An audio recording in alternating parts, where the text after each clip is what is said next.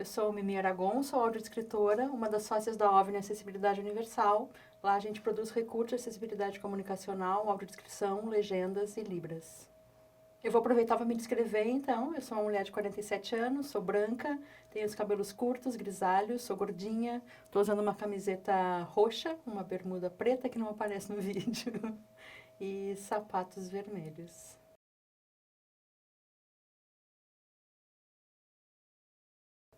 A audiodescrição é uma modalidade de tradução visual conceituada como intersemiótica, então traduz as informações visuais para o meio verbal, para que as pessoas, inicialmente as pessoas com deficiência visual tenham acesso a esse mundo de imagens onde a gente vive e está imerso, enfim.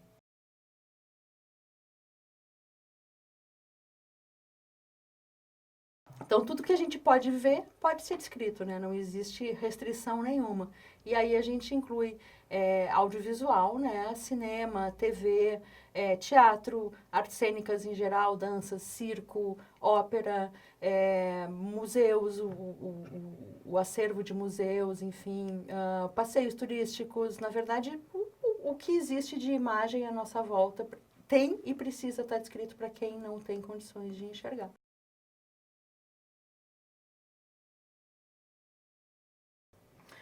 A audiodescrição é produzida por uma equipe básica que inclui um roteirista de audiodescrição, que é a pessoa que vai fazer a descrição dessas imagens, um consultor ou revisor, obrigatoriamente com deficiência visual, mas com formação em audiodescrição, e um narrador, é a pessoa que vai narrar esse roteiro, pode ser o roteirista ou não. Essa é a equipe básica. Na verdade, tem algumas variações, enfim, é importante que quando a gente vai fazer uma audiodescrição gravada, o técnico de estúdio também tenha uma vivência com a audiodescrição, conheça um pouquinho. No que diz respeito ao fluxo da produção, é importante ter um produtor também para dar conta desses processos da produção, mas basicamente um roteirista, um consultor com deficiência visual e um narrador.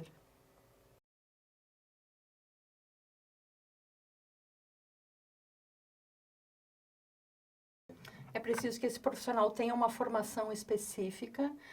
O fato de tu descrever a imagem para um amigo que tem deficiência visual não te transforma num audiodescritor. O fato de tu ter deficiência visual não te transforma num consultor em audiodescrição.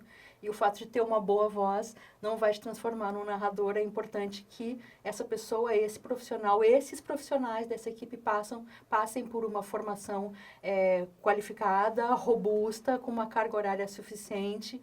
Eu, pessoalmente, entendo e acredito que as pessoas que vêm das áreas da letras, da comunicação, das artes, vão ter uma facilidade um pouco maior nessa formação. Hoje, a formação no Brasil, ela se dá em nível de pós-graduação, né? Especialização, enfim. Mas é muito importante que a gente veja essa tarefa, que é de uma responsabilidade imensa.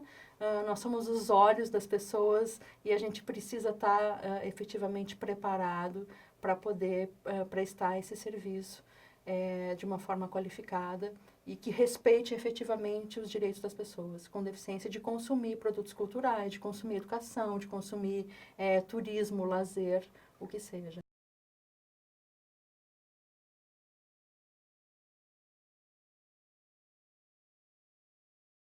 A gente está num processo burocrático ainda de reconhecimento, de regulamentação da profissão.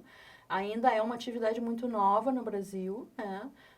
Faz parte do nosso trabalho também dar a ver, né, o que é a audiodescrição e o que é a função de audiodescritor para quem está nos contratando, para o próprio público, né, para as pessoas com deficiência visual prioritariamente.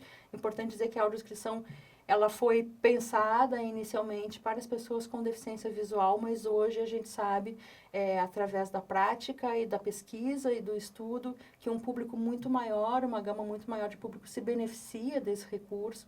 Então, a gente inclui aí idosos, crianças, pessoas com baixo letramento, pessoas com déficit cognitivo. E a gente, enfim, todo mundo pode se beneficiar da audiodescrição. Ela é uma camada narrativa adicional que pode te trazer informações que às vezes a gente está tão viciado no olhar, a gente não percebe. E essa camada adicional, ela pode te ajudar a compreender produtos culturais de uma outra forma e ter contato com esse produto de uma outra forma.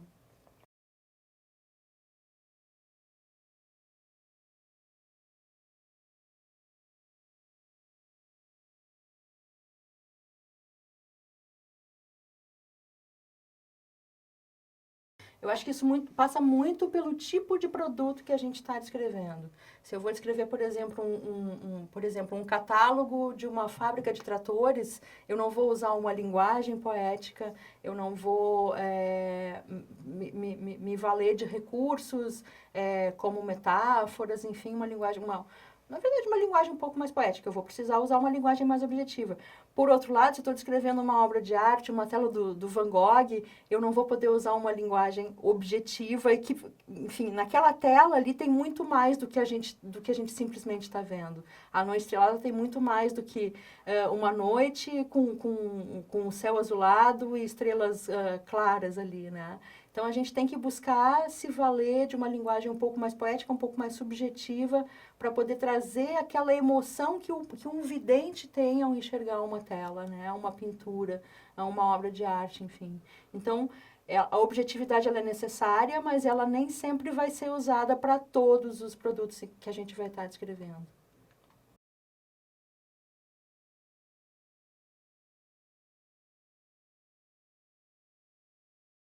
É importante ter um bom poder de observação, mas eu acho que anterior a isso, é importante exercitar a empatia, se colocar no lugar do outro, né? E isso a gente exercita tendo contato com o público da audiodescrição. Quem são essas pessoas? É um público muito heterogêneo, né?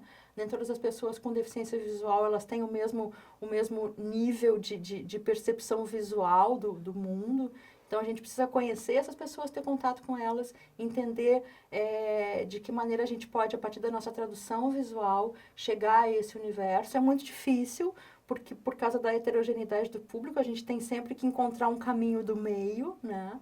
Que não seja, que consiga contemplar esse público que é tão diferente, as pessoas com baixa visão, as pessoas que perderam a visão ao longo da vida, as pessoas que nasceram com cegas, que nunca enxergaram, que tem um pouquinho de resíduo visual. Quer dizer, cada uma delas, cada uma dessas pessoas, ela traz um repertório de vivência para o mundo. E a gente precisa entender essas especificidades da deficiência visual e dos outros públicos, dos idosos, como a gente falou, das crianças, enfim, para poder trazer essa tradução que seja o mais efetiva possível, que contemple mais essas pessoas.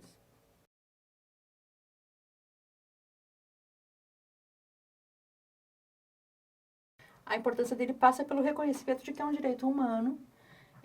A gente vive num mundo cheio de imagens e a gente não pode imaginar que só algumas pessoas possam ter acesso a essas imagens. Quando a gente fala em comunicação de massa, a gente está pensando em chegar ao maior número possível de pessoas, né? A comunicação é isso, a gente alcançar, levar uma informação ao maior número possível de pessoas. Não se pode pensar no mundo em que a gente vive que só algumas pessoas possam ter acesso a algum tipo de informação.